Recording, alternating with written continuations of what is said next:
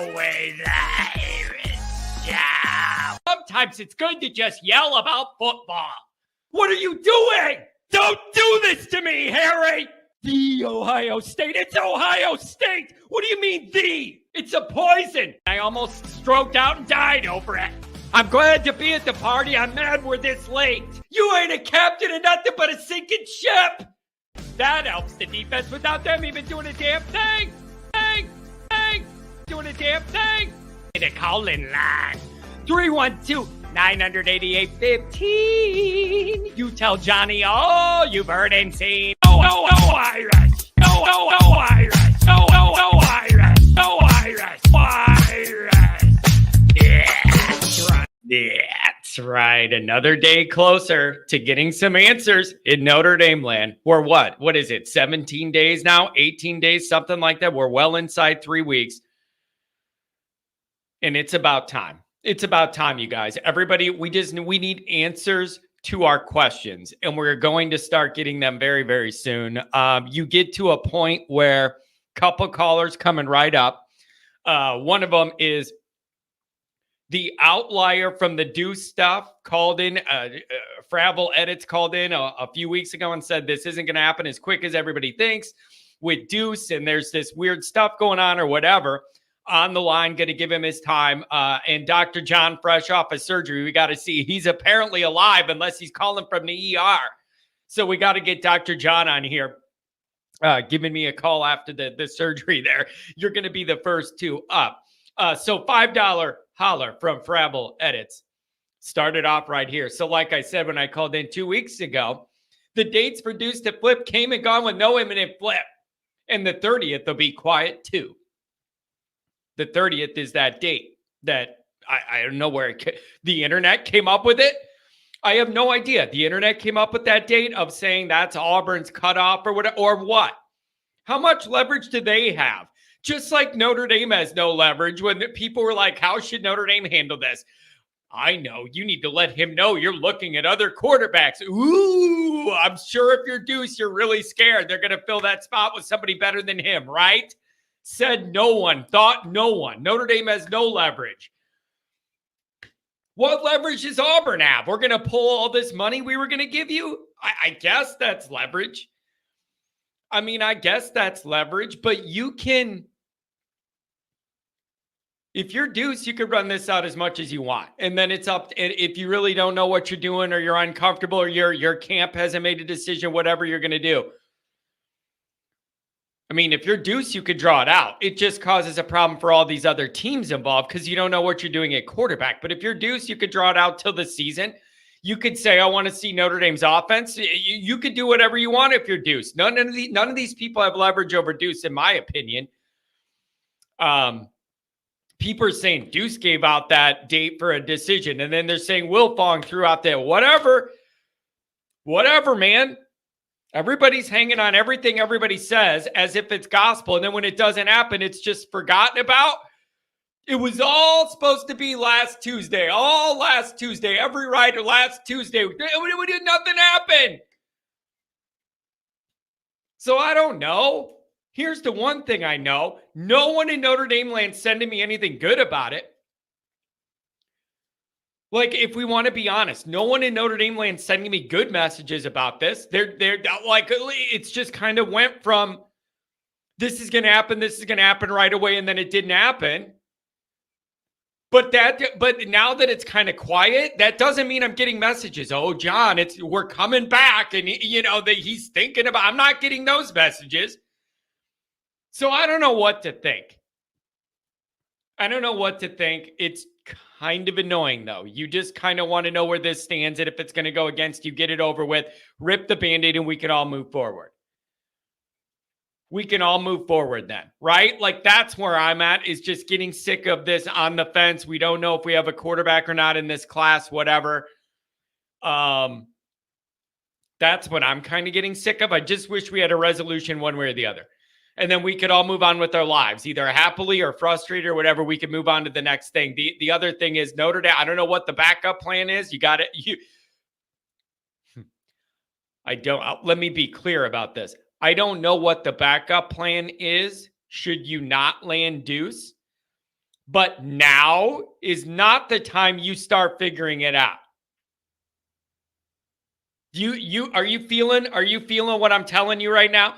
I don't know what the backup plan is behind the scenes if Deuce leaves, but it can't be something in the last couple weeks you started thinking about. And if you did, you're not doing your job right. You're not doing your job right. You're not.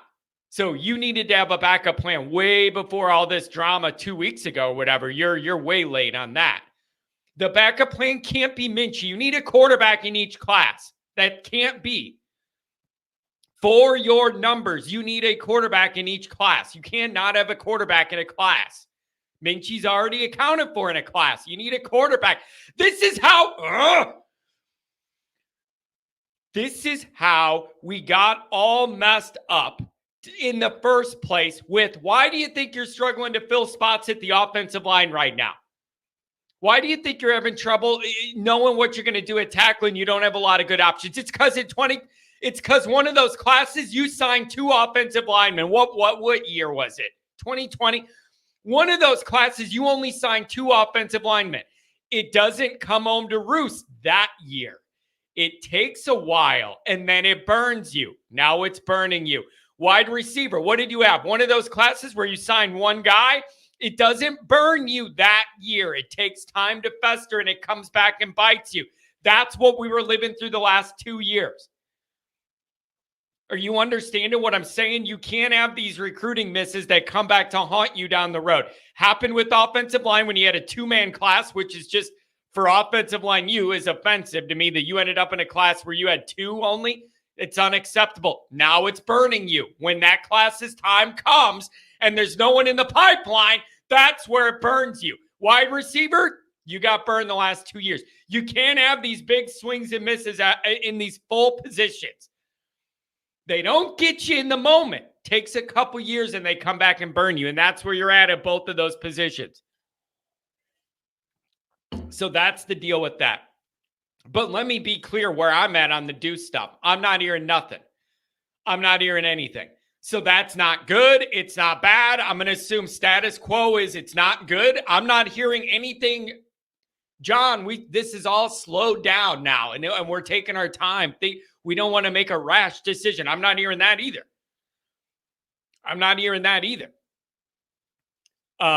So I don't know. I didn't say stacking starters. You only have one of those, but you need to recruit a quarterback every year. It's irresponsible. You can't end up in a situation where you don't have a quarterback. I didn't say stacking starters. You need to recruit a quarterback at least in each class. You have to. You just have to. You can't skip a year at quarterback, Brian. You just cannot do that. You cannot do that. You're creating a gap. One thing, here's the other problem. If you do that and you skip a class and then you have one thing go wrong with an injury or another, a guy transferring, now you're in a bad spot where you're thin. You can't put yourself in that position. You can't put yourself in that position. Somebody help me understand what the hype is over this Deuce kid. Too inaccurate, definitely a project and experiment. Kent, here's what I think it is to me. He's got the kind of athleticism and gifts that Notre Dame quarterbacks don't usually have. That is the biggest appeal to me. I am not saying that he's a polished quarterback coming in here ready to go day one and he's a beautiful passer and everything's perfect and he can read everything. I'm not saying that. He brings the type of physical gifts and athletic ceiling that we're not used to Notre Dame having in the building, especially at the most important position in sports. For those gifts, I'm more than willing to go through a developmental phase where it takes some time or whatever, and he's got to polish up things and learn more about how to read defense, whatever. It's the idea that you're getting the kind of athlete we don't get at Notre Dame at the most important position. Practically, what that changes, it raises the ceiling of everything you got going on if he works out. Perceptually is another benefit to Notre Dame. If you're able to land a guy like this, it shows that you're able to go. It shows you're able to go in the South and pull out a kid like this. And it just changes people's eye level when they look at Notre Dame and what's possible out of Notre Dame in the recruiting operation. Also, If you get that guy and all that athleticism and everything, it's got to help bring in some other skill. I don't know, maybe receivers. How are we doing recruiting there? You want guys to want to come play with the guy. Wimbush wasn't athletic. He had Heisman athletics. 5 foot, 6? That's not what I'm looking for. I'm looking for 6'4", 6'5", gazelle with a cannon arm, long, lanky, athletic, twitchy. That's what I'm looking at. Like Wimbush's biggest problem was his own brain. His biggest program was his own brain. But I like a guy Dude, Wimbush's passing was not the most reliable either. But his biggest enemy was his own brains. And then, however big Wimbush was, he wasn't big enough. Wasn't big enough, crying. Go get out your little stat sheet from however many years ago and tell me exactly how tall Wimbush was. Not tall enough. Not as tall as Deuce. How about that? He was like 6'1". Okay. And his biggest problem was his brain, not how tall he was. Can I be clear about that? Let's be clear about that. So whatever. Okay, 6'1". That's not 6'4", 6'5". So get off my butt on that one. Sorry, I can't remember every single stat. You wake up in your head crying belly. Do you sit there and have a little flip book you go through to know all the former Kelly players' height and weight? Give me a break. Get over yourself. Go find another show to insult the host. Go ahead. So here's the deal. I want to know your guys' react. Now he's 6'2". He's growing. Wow. Well, did his brain grow? He's getting taller. Congratulations. You're not on the Wizard of Oz anymore. Anyways.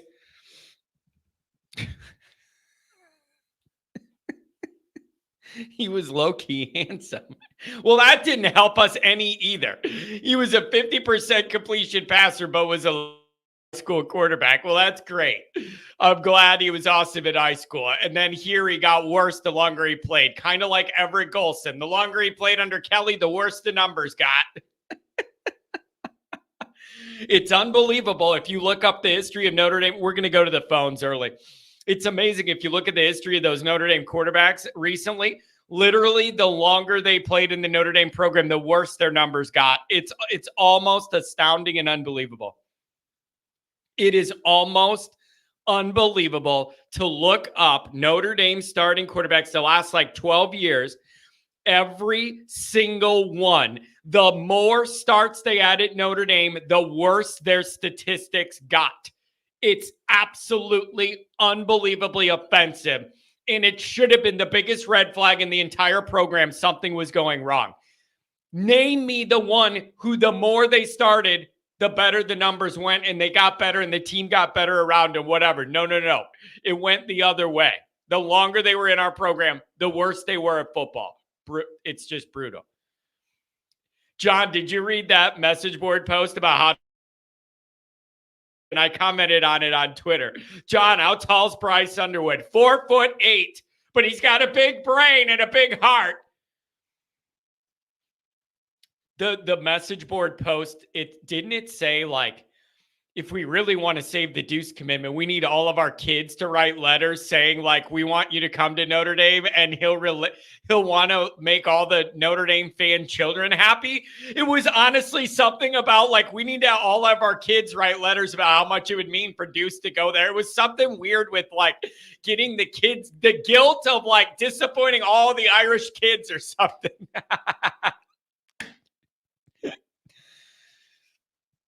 Oh my God.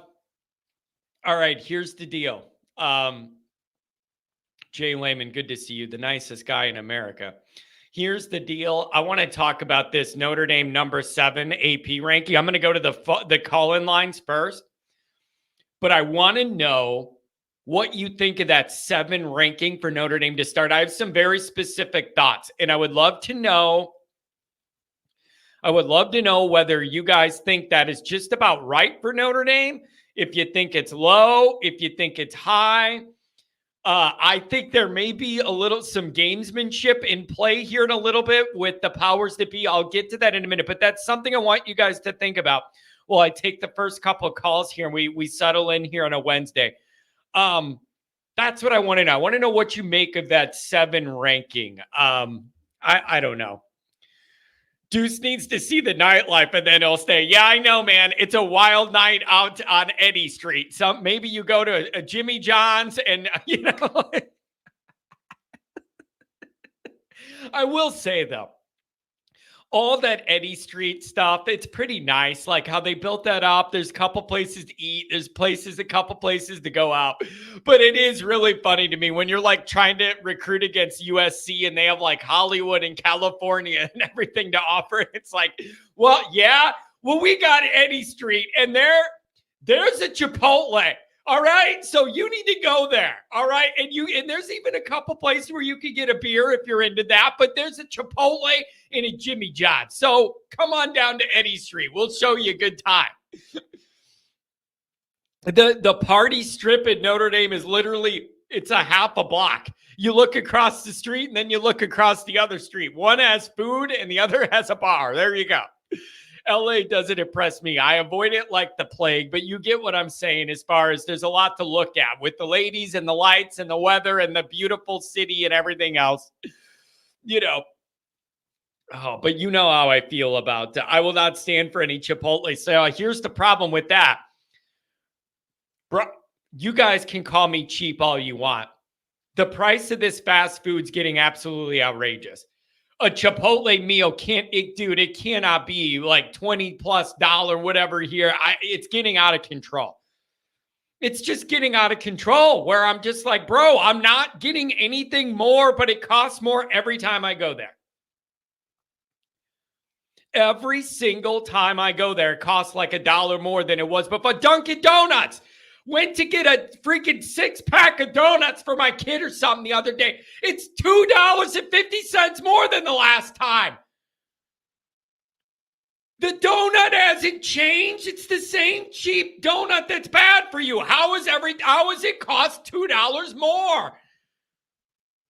Here's the other problem with donuts. Then we'll get into the calls. Here's the other problem with donuts.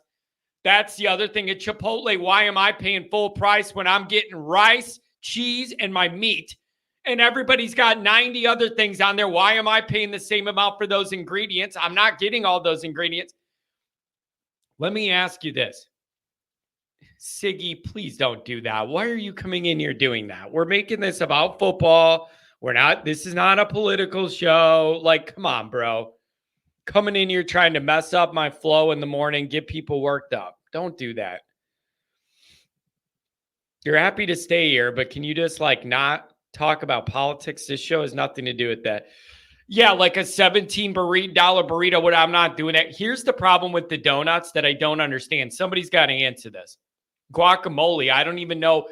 That sounds like barf.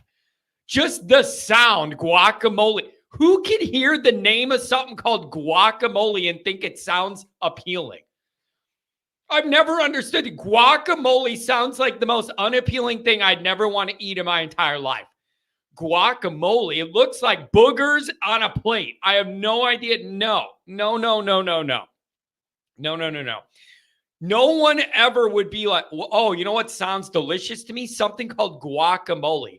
Let me blow my schnoz and then sell it to fancy people. No. Here's my problem with the donuts. Tell me this. Why is there a circle in a donut? It's just avocado. I don't know.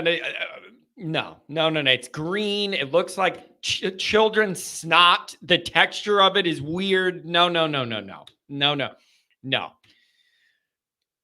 Why is there a hole in a donut? Are we getting ripped off and accepting it our whole lives? I really was driving around town thinking that when I was mad, I paid $2 more for a half dozen donuts at Dunkin' Donuts. I looked down. Why is there a hole and why am I paying for air in the middle of that donut? Are you following me? Why am I paying for something that has a hole that it could just have the food I'm eating? Really, challenge yourself to think about it. A circle donut. Why is there a circle? So you could fry it? What do you mean? There ain't a circle in my cheeseburger so you could cook it and then I can't eat the middle of the burger. I don't understand. What do you mean? A burger doesn't have a hole in it. It's a circle. I don't understand why it's a ripoff. Why not just make that all cake the donut hole? I'm just telling you, it's a ripoff. I've never approved of this. This AP thing, somebody got to tell me what you think of that number 7. We'll get back to it. And then I got a couple other things I want to circle back from the other day we never got to, but I got to get to these calls. Also, something was going on with the phones earlier. Hopefully they work. I think it's the connection from the wire connection from the mixer into the phone isn't connecting like it used to. Like maybe the connection's getting old. And it made it seem like I wasn't connected to the call-in line or something's going on. We'll see.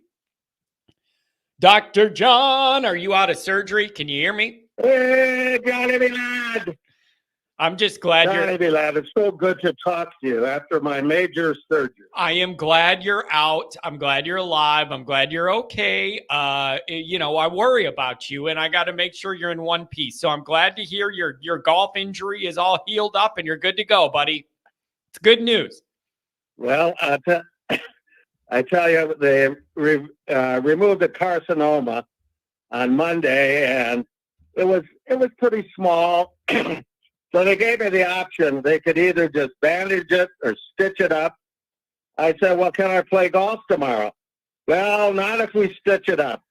I said, well, don't stitch it up then. So they slapped the bandage on me, and I played golf yesterday. I'm telling you what, that's a real man. I'll show these doctors. Nothing's going to stop me from that golf. I love it, buddy. I absolutely love it. I'm glad to hear that you're safe. You're recuperating. Yeah. Did they give you some energetic pain medicine? You sound like you got a lot of energy today, and I'm here for it. Thank you. No, they gave me nothing. Oh, man. That's tough. Nah. Dr. John. And we had to change bandages after 3 holes. So. Oh man, you were leaking. You're leaking there with the pressure. Dr. John, 17 days. I was indeed. 17 days, Dr. John. I was getting faint. Oh, hey, before we go any further. Yeah. Hi, Angela. Are you driving now? Is she driving? Is who driving? Angela? She in the car? Huh?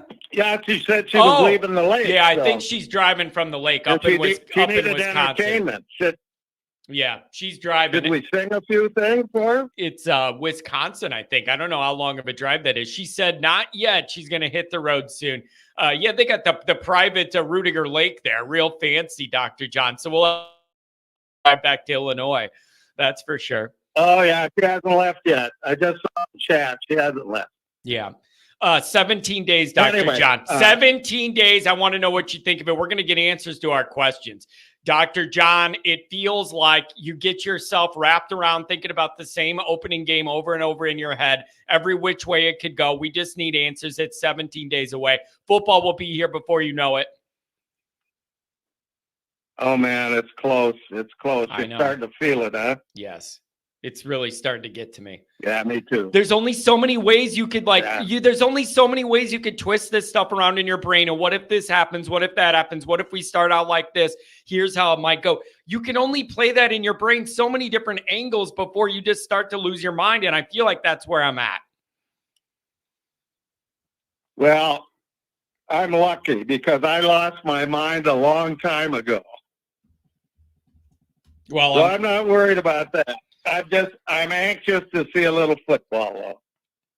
And I think number 7 is pretty good. I think that's right where we should be. Yeah, I think that's a good spot for where Notre Dame is. It seems to line up with what a lot of people think about the team this year. Little hype, but not too much. I do think it's funny. I always mention Penn State being number 7 or number 8 to open every year. And then when they lose their 2 biggest games, they're right behind Notre Dame at 8. I think that's interesting. And then what do we got? Our big opponents, Florida State's checking in at 10, A&M 20, USC 23. I don't know, man. I'm so wrapped up about that first game. I can't really worry about much past that until I see how that goes. Yeah, absolutely. I mean, that's good. that's going to finally tell us something real, you know. Oh, it's did you? man. Yeah, go ahead. They have real athletes, regardless of what you think of their team and how put together they're going to be. I know they have real athletes, and it's going to test Notre Dame's roster in a real way right out of the gate. And that's what I'm looking forward to see. I want to see them right out of the gate be able to navigate this situation and establish dominance and take over this football game and win it. I just I need to see it. And this isn't Navy. This is not Northern Illinois to open the year. It's Texas A&M, and they have some real athletes from down south that are fast and physical and athletic. And I really want to see this. I'm very interested. It's an honest test. It really is. Hey, did you read that ESPN article on recruiting? I did read it, and then I actually wrote an article about that for Sports Illustrated, saying I'm finding it very, very interesting to see some of the discrepancy between how the national media perceives Notre Dame's recruiting outfit now under Freeman, comparing that to some of the anxiety that Notre Dame specific writers and fans are having. Very, very interesting way to look at it. Well, that's because we can never be objective. Yeah. But it makes me wonder, though, Dr. John, is the national media, are they so far away? They have these vague ideas about Notre Dame recruiting and what they think about it, but they're not in the weeds. And that's why they think it's like a lot better. And then I flip it the other way and I go, are we so in the weeds with Notre Dame that we don't understand it's getting better? And we have these frustrations and we have these expectations that we always want more. Like, it does make me wonder where the practical realities of the situation are. Well, I think I'm a little more objective than I used to be, but it's tough. You know, I'm thinking of that line from the High Kings, Glorio for Notre Dame, where it says, Notre Dame is in my blood, it's in my DNA. And when that's the situation, sometimes it's hard to be objective. Yeah, you know, because you got your soul tied up in it. You know. Yeah, it is. It is kind of hard. It is kind of hard. It's just, man, I don't know. Sometimes I struggle to figure out like where the balance of the reality is. And I said this before, and I'll say it again. I've had people from Sports Illustrated already, because I'm in the ecosystem now, see some of my writing and go, John, you need to give Notre Dame more credit for the recruiting turnaround and what they're doing, you know, around. And it's kind of better than why are you being so kind of negative on the recruiting? It's okay to pump them up a little bit. So like, it's just interesting to me how like the closer you are to the situation, you look at it differently. And if you zoom out, there's maybe a different picture there. I just find that a very interesting social experiment. How did you react to the number of times right kind of guys was in that article? Yeah, I know, man. It's enough for 5 bingos at the it's VFW. How you define it, John. It's how you define the right kind of guy. That's what matters. I think that's fair. I think that is fair. It doesn't have to have the Andrew Gilmore says the tackle situation is really scary. True freshmen will play. You can thank that one class that had 2 offensive linemen in it. It's totally unacceptable to be O-line you and have 2 verbal commitments in a whole class. And then you wait a couple years till it's their turn to play and you don't have anybody to turn to on the bench. That is the situation we're in right now for that 1 year of recruiting failure at O-line. You cannot only have a 2-man O-line class. That's unacceptable. And now you're paying the price for it. So Dr. John, I don't know. People, we just need answers. We need answers. And if you go in there and play good football, win week 1, it'll help the recruiting thing. Everybody will feel a little better about it. All the pressure will release a little bit. And then you can settle into your year and get situated and build from there. All hands on deck, whatever you got to do to get this win against A&M. I don't care. I'm going back to my pad argument. I don't care what it looks like. You got to get that one in the win column no matter what. The prettier it is, the more happy I'll be. But the baseline is, I have wants and I have needs. I want it to be pretty. I need it to just be a win. I agree, but I in my gut, and we already talked about not being objective, but I think we're going to dominate this game. I just have that feeling. Oh man. Now with these two young guys at tackle, I'm hoping they surprise the hell out of us. That is going to be something if they have a great game. That's going to put a different color to this season completely, I think. Yeah, it's just such an important juncture in time for Freeman in this program and where it's at, and just a very interesting position to have a game like this where it's at with all of the other dynamics and the recruiting behind the scenes that's linked to this. There's a lot connected to this moment. And you got to go in there and get a win. And I believe both programs have the same concern. Notre Dame's got a really good defensive front that's going to get after Texas A&M, and in the interior of their O-line, Pro Football Focus has ranked as the weakest part of their team. So they have the same concerns that we do about our defensive front, getting after them and ruining what they want to do. That cuts both ways. And so this is going to be a really interesting battle, and a brain battle in a way between Elko and Leonard and Denbrock, and what everybody knows about each other and what one's going to try and do and the other's going to try and take away and work around. This is going to be really, really interesting. This is what you want, man, for week one. Be fun. Oh, it's going to be intense. Hey, one last recruiting thing. Sure. Signing day is until December 4th. So whatever happens now doesn't mean crap. I'm wondering, are we still trying to recruit Taylor? I have not heard a word. Are they still working on him? That's a good question. I haven't heard a word since he flipped. I'm counting him as gone. I saw a video of him. That's what I wondered. I saw a video of him on Twitter the other day with the Michigan reporter that no one likes here, and he was talking about the hate from the Notre Dame fans, and all it does is fuel me to have them turn on me when I flip to Michigan. So I'm counting him as long gone. Whatever, man. He may be. Well, let's hear. Who you got waiting? Somebody from the Duke podcast. I missed what you said at the beginning. Wait. Who you got waiting online? Oh, I got a couple. I got the guy that was all about the Deuce news. The guy that was going the other way on the Deuce news on the weekend show. Deuce, okay. Yeah, he's got he probably wants to say, where was that date that he was supposed to decommit, and it hasn't happened yet. So I don't know what's going to happen with that. People want a resolution at this point. Happy or sad, people just want a resolution. That's what I feel like. You're in or you're out, but then we can move on and go do what we want to do. What the hell's Connor saying? Oh, who knows? Yeah, I think he's on the phone with someone.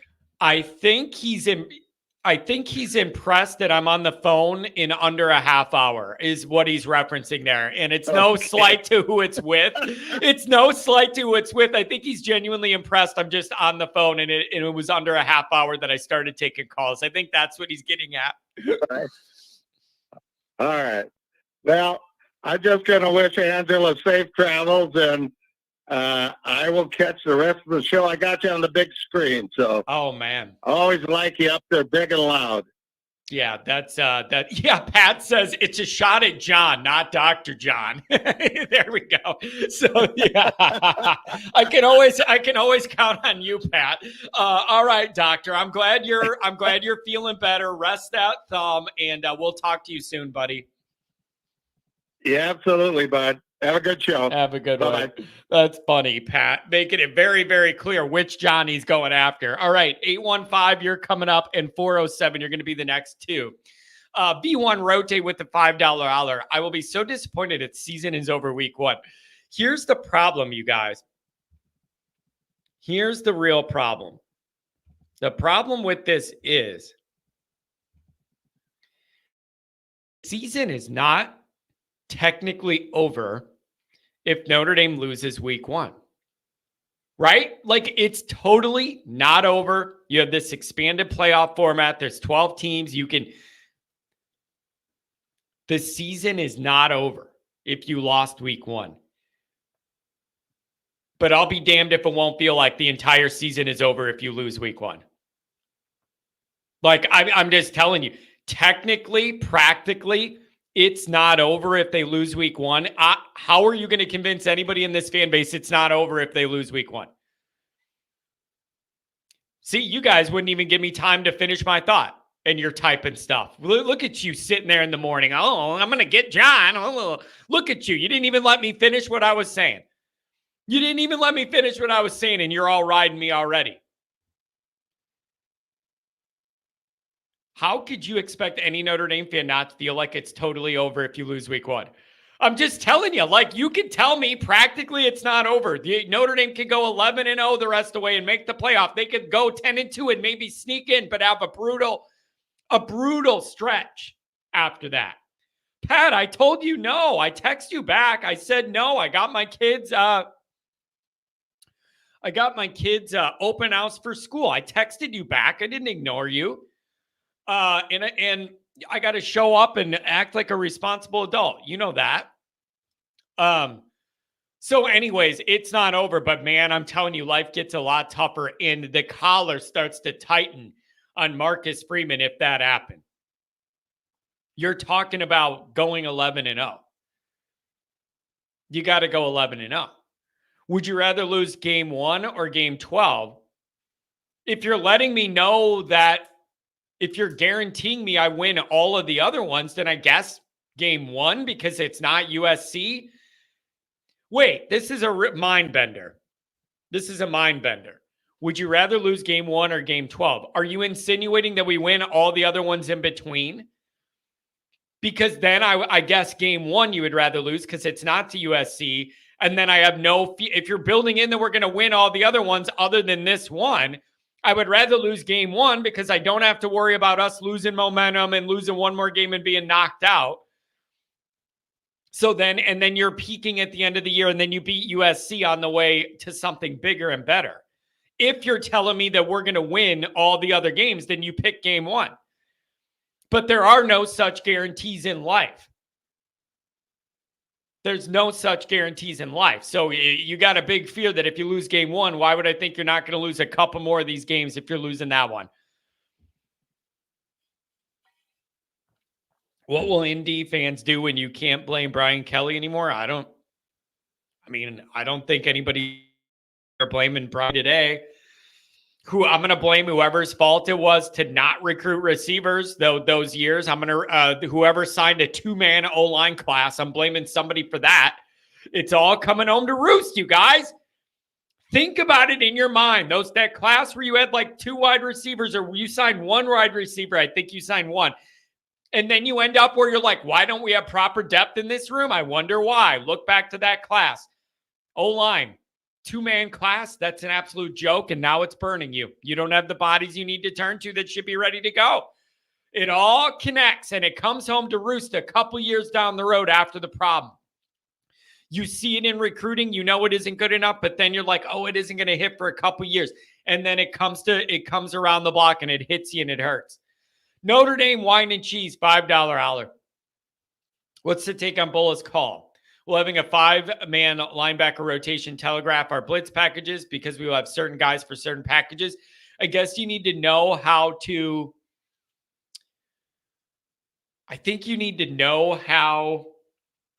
mix that up so it isn't so predictable. And I'm wondering if certain guys excel and it's so obvious or something. I wonder if that rotation gets pared down. If certain guys are just so good or whatever that you're going to let them run with it. I don't know. I have no idea. But it is pretty interesting because you knew there was kind of a log jam there, and there's guys that want to play and they're athletic and they can have a role, and you want to get everybody in that, you want to let everybody play or they're going to transfer. There's all these considerations now, and guys are earning it. Like, you got to give them a role. But I do agree, if you're too predictable with stuff, they're going to know what's coming. So somebody's got to be smart enough to mix that up, right? 815, welcome to the show. How's it going, John? How are you? I'm doing well. I'm getting I'm just ready to have answers, man. There's only so many ways you can analyze your week 1 game and think about how it could look and feel and what it's going to be like. Like, people are ready for answers and there are none. I don't know. What's the update on this recruiting thing, bro?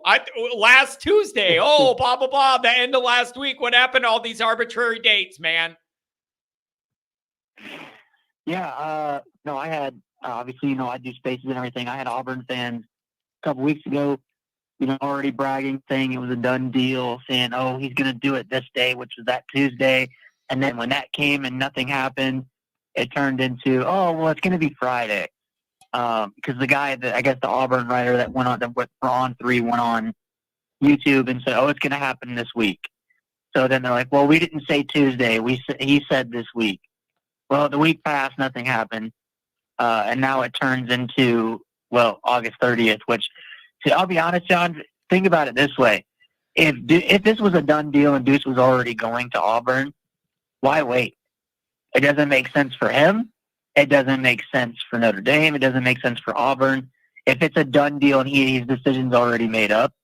So that's where I think if this goes into the season, I think Notre Dame has a really, really good shot because Auburn's going to be terrible. I don't know if you saw their schedule, but they have to play 3 top 10 teams in the first 7 weeks of the season on the road.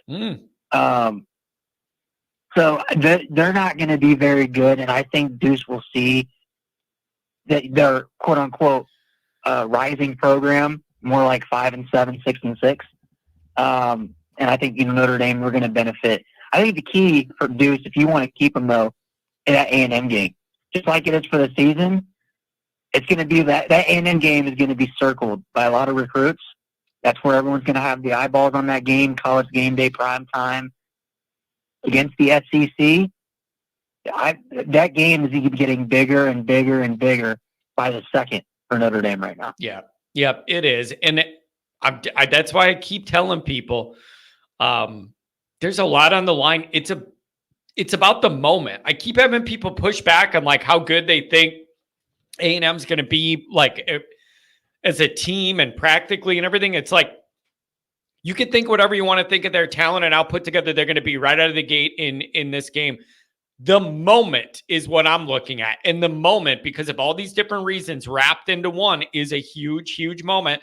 And it's getting bigger. And Notre Dame needs to be the makeup moment from Ohio State and from whatever else, Clemson, whatever it needs to be a makeup moment where Notre Dame goes in there and plays well and earns this win. And I need it to happen. And then everything will calm down and we can settle into this. And then you got something really, really good cooking. You have something really, really good cooking. John Massey says Auburn has a really good class right now. Yeah, they do, but they're in that delay I was just talking about with Notre Dame where they're going to be bad on the field, but have a good recruiting class coming behind it. That's what they're going to have. They got some talent going in there and some athletic wide receivers in that class too. So I don't know, man. I don't know, but you want answers. You just want answers to the Deuce thing. It's hanging out there like that Band-Aid. You don't know whether to rip it off or if there's still a chance. I'm not hearing anything, man. So I'm taking no news as bad news because the last I heard is it's over, get over it. So I don't know, man. I have no idea.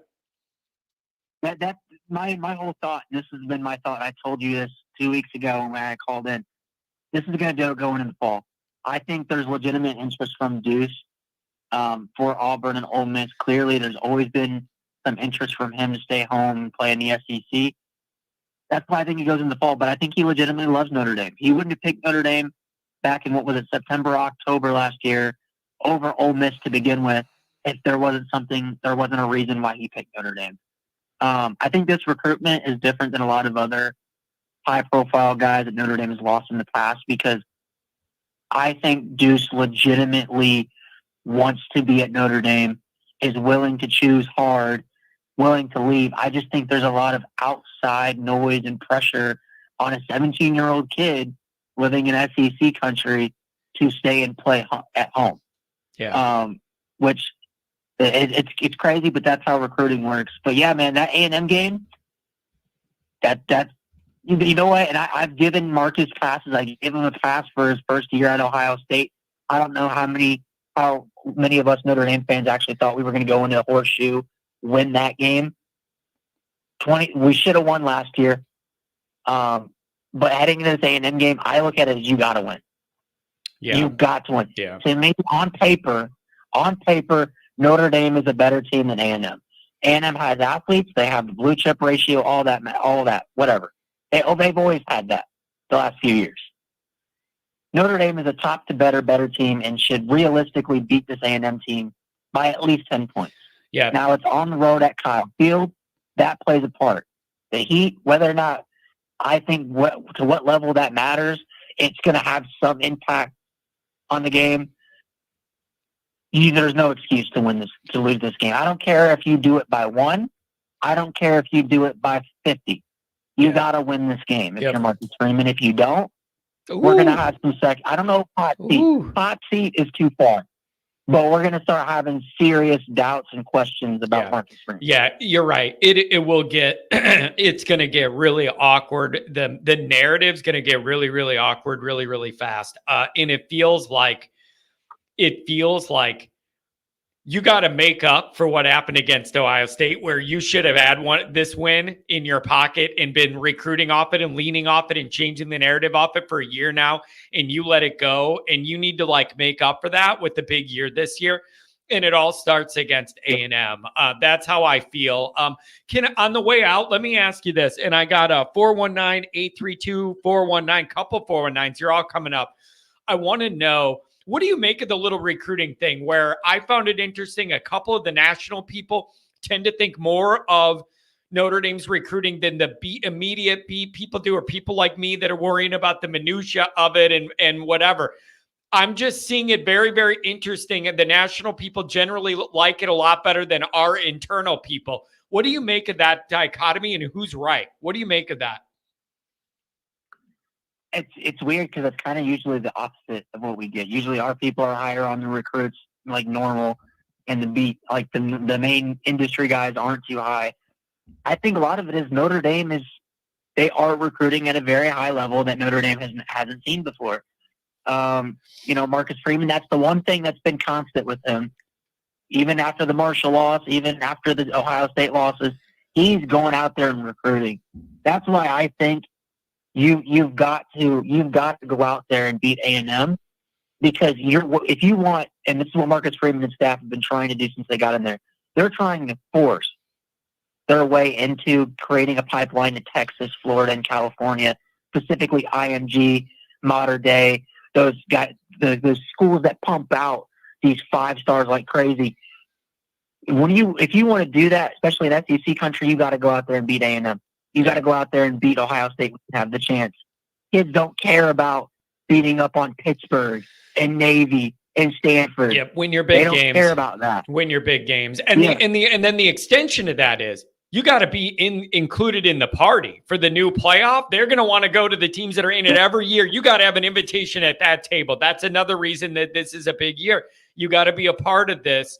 Just get through week 1. Everybody could take a deep breath, sigh, just take a big sigh, relax, take a deep breath, recalibrate, and settle into the year. You just need to get over this one hurdle. And then Notre Dame's in a really, really good spot to be able to develop this team from there, have the O-line gel, the offense get more consistent and find its stride. You just need to find a way to grind through this week 1 and get a win. Anything else, my friend? Thanks for taking the time to call me. Appreciate it. Yeah, no problem. Anytime. But yeah, I think this is why I think if Notre Dame does what they're supposed to, which make the playoff, I think Notre Dame, they're talented enough to win at least 1 game. I think I would prefer them to win 2, because I think Notre Dame is good enough. The defense alone. I'm not calling natty or anything like that. I think that's way too ambitious this year. Even though I do think that if the season goes this year how it's supposed to, you're going to start seeing that progressive evolution of the program, kind of like what we've seen in the past with Georgia and then Michigan, whether or not they cheated, whatever. Yeah. That momentum varies. You win a playoff game, Marcus Freeman's already recruiting at a pretty elite level. Let him take that on recruiting and say, hey, we made the playoff my first year. We won 2 games. Yeah, man, it'd be Kids good are to gonna be like, wow. it'd be good to recruit off of. And the other thing that would do is it would instill some confidence in the fan base for those that are like on edge about Freeman and where this is all headed or have doubts. It would help go a long way to solidifying the fan base's confidence in him too. But hey, man, thanks a lot for giving me a call on a Wednesday. Hope you have a good rest of your day, buddy. Thank you. Yeah, no problem, John. You have a good one then. Take care, man. We're going 419-832-419 again. Somebody's asking about Owusu Boateng. Listen, what was it? Month and a half ago or whatever? He came on that visit. And then my people on campus were like, oh, John, you might want to get a video ready saying that he commits to Notre Dame. It's looking really, really good. It should be soon, blah, blah, blah, blah, blah. Like, it might be a done deal. Get your video ready or whatever. Okay, and here I sit and it ain't done. Here I sit and it ain't done. But I was told, oh, everything went great. It's going to be Notre Dame. Get ready or whatever. Okay, I'm ready. And there ain't nothing happening. What gives? What gives? A what? A gives. Telling you. All this 419 year coming up. All of this. I got to write an article about this. It's the simplest concept in the world. Kent says, I'm reading the comments, and everybody's either mad or worried about something. Yeah, welcome to Notre Dame land, Kent. This is our normal level to start every day. Welcome aboard, buddy.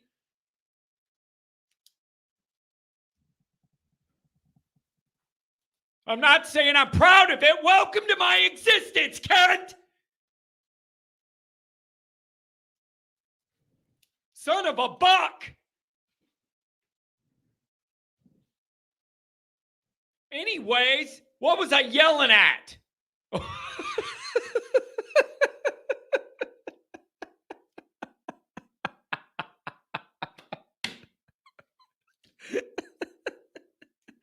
Oh, I know what it was. We're talking about all of this recruiting and like, how do you Notre Dame's recruiting and where blah, blah, blah, blah, blah, all this stuff, right? And how can it get better? Why don't we land the elite guy? How come we're having trouble landing the top end of our class? Blah, blah, blah, blah, blah. How about this, you guys? I have the wildest concept to help recruiting. It's going to blow your minds. You're not even going to believe it. You're going to think John is a football savant genius for this one. This came to me last night. It's the best idea in the best way I could think that would help recruiting. Tell me if you guys have ever heard of this. Win your big football games. Did I just break your mind? Did you just have an existential football epiphany when I said that? Has anybody thought about, we get all these other ways to recruit? What about the NIL? What if they don't like the cold weather? Oh, are the girls not good enough looking in local South Bend? Oh, what about they got to go to school? Blah, blah, blah, blah. How about the best way to recruit really good players? Win your big football games. How about that?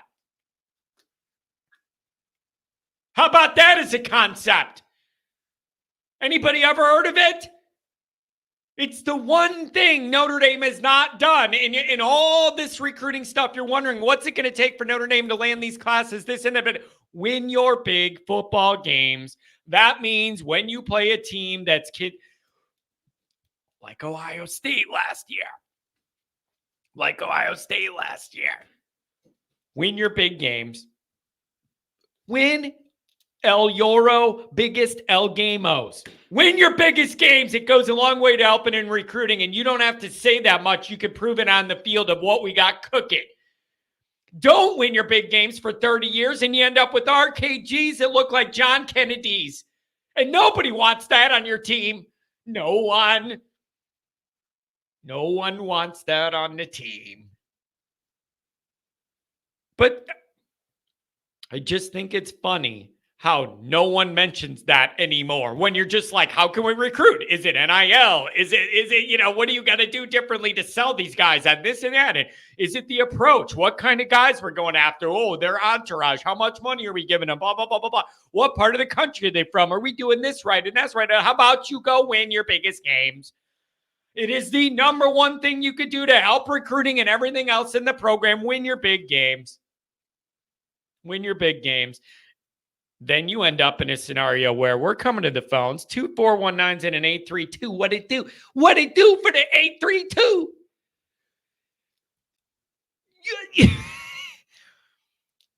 Chicken in the egg? Is that where what are you going to end up in a chicken in the egg scenario where I'm going to go, John, you got to win your big games. And then you go, well, how do you win your big games though? Usually it takes great players. And I'm saying to get the great players, you got to win your big games. See, that's how we end up that's how you end up on a counselor's chair, losing your mind. That's how you end up paying a counselor $150 an hour to analyze what's wrong with your brains. Because you're sitting there going, yeah, win your biggest games, but how do you win your biggest games against teams with a lot of talent? You got to have a lot of talent that allows you to make the plays to win the games. It's a big chicken in the egg, bro. It'll make you lose your mind. Notre Dame's been perpetually in the middle of this cycle for like 25 years. Not good enough to win the biggest games on the schedule with what you have and rise to the occasion and get more out of the group to do that. But you're not landing top 5 classes back to back to back to be able to load up the talent and then do it that way. You can't be in the middle. You can't be stuck in the middle. Stuck in the middle with you. You can't be stuck in the middle. It's no man's land. It's like in basketball and baseball, they say the worst place to be is the middle. You either want to be really, really good, contending for a title, or dog terrible. The worst place to be spinning your wheels in the middle of everything. So you got to win this game. You got to win the game. 419, you're on the line. What's going on? Welcome to the show. 832-419 coming up. What's going on, 419? Hey, can you hear me? I can. Welcome to the show. Thanks for giving me a call. What's on your mind, buddy? Not much. Sorry, you caught me a little bit. I came up sooner than I thought. Oh, that's okay, man. Yeah, I'm glad to have you. What's on your mind in Notre Dame land? Oh, man, there's a lot. So, sorry, I'm at the gym. That's why. Not to brag, the gym. Good for you. Good for you. And I'm glad you mentioned it, or I'd ask if you were having a stroke on the air. So I'm glad you told me you were at the gym, buddy. No. I was like, I can probably get this done before I come up. No, I think the biggest thing, so maybe I'm a little bit of a contrarian, but I'm thinking about, like, the offensive line. Obviously, like, losing JSL was a big deal. But I also, like, to put it in perspective, like, we've had pretty good offensive lines for the past 10, 15 years, right? 2015, 2017, and Nelson McGlinchey. 2020, I think we had, like, the Joe Moore Award winning offensive line. And despite all that, like we couldn't push the ball against Georgia, Miami, Alabama, Clemson twice, Ohio State in there too. And so, like, I kind of feel like I'm not that concerned about the offensive line situation, just because I think it's like one of those positions where its ultimate impact of the game is not as big as other positions. Granted, you want good experience and serviceable linemen, but I think we have that in Notre Dame. I feel like okay, now wait. Well, let me ask this. How much of that opinion is based on your confidence in Mike Denbrock, that especially in the first game going up against that athletic defensive front of A&M, that he's going to be able to scheme around that or like be able to adapt if they need to change things or go to the right side of the line and too much pressure coming from the left. Yeah. I would love to know how much of your opinion's based on your trust that he's going to have a plan for this or a quick pivot if they need to. No, that's a good point. I think my confidence is pretty good in Denbrock. I mean, he's got a lot of experience. I mean, but I also think it just comes from the general perspective that, like, I look at Clemson from, like, 2013 to 2020, like, relatively undersized offensive linemen, didn't recruit that well in offensive line relative to, like, so most teams are beating. But I think they had hit scheme. Obviously it helped that they had, like, next level quarterback play every year that year, those 10, 15 years. But I think it's like, again, I think is like the offensive line part, not that concerning to me, because it's like you can have Alt and McGlinchey and Nelson, but it doesn't matter because you don't have like a two-dimensional offense. They'll just stack the box, and that means nothing. So that's kind of like how I feel about it. Again, it's kind of like I'm more just being devil's advocate, contrarian here. Like, I know in reality, it's like, okay, like Leonard Riley's backside's going to be exposed the whole time. Because we don't have a good left tackle, or at least not with experience. But again, like, I feel like Clemson kind of laid that blueprint with like undersized offensive linemen who are kind of athletic, but if you have good skill position guys, that means a lot more. Yeah, and there's things you could do. It's not ideal, but Notre Dame could start out that game and have a back over there, or have a tight end over there to make sure they could chip if they need to gauge exactly where we're starting out as far as the vulnerabilities on the left side of that line. Like, there are things you could do to kind of be cautious with that. And then I also think this, and somebody wrote it in the chat, and I'm glad they did.